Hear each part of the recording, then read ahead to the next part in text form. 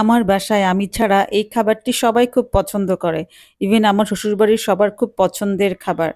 তো আসসালামু আলাইকুম, কেমন আছেন সবাই? আজকে আমি রান্না করব কাতল মাছের প্যাটা। তো ১ম এ আমি চুলায় অল্প করে তেল দিয়ে আমি একটা পেঁয়াজ কুচি করলাম। কারণ পেঁয়াজের যে দাম চাইলেও আমি ৪-৫ টা পেঁয়াজ দিতে পারব না।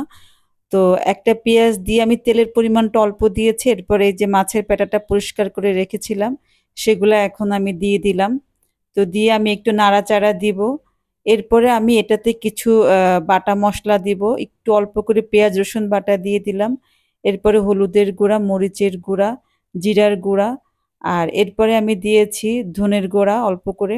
দিয়ে এরপরে আমি মসলাটাকে সুন্দর করে কষাবো, প্যাটাটাও কষাবো। দেখেন তেল বের হয়ে কি একটা অবস্থা। তো যেহেতু আমার প্যাটের পরিমাণটা একটু অল্প, এখন আমি যেটা করব, আমি এটাতে কিছু বেগুন কুচি দিয়ে দিব। আমি অল্প করে একটু বেগুন কুচি করে রেখেছিলাম এটাতে দেওয়ার জন্য।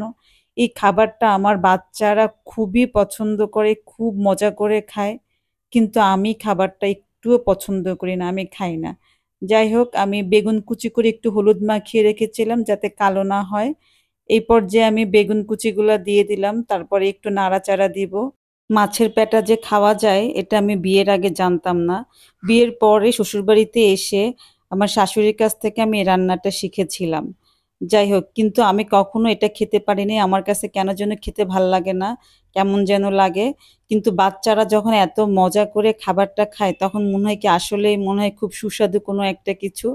কিন্তু আমি কখনোই এটা ট্রাই করতে পারি নাই, সেই সাহস আমার কখনোই হয় নাই।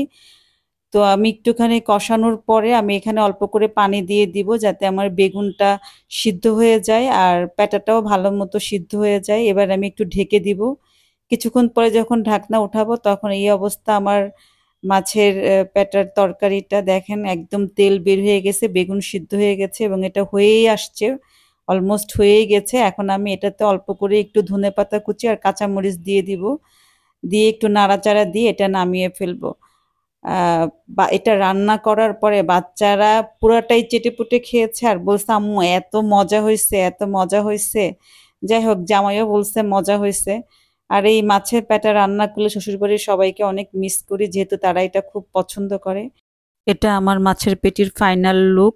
আর আমার রেসিপিটা ভালো লাগলে আপনারাও ট্রাই করবেন। ধন্যবাদ সবাইকে।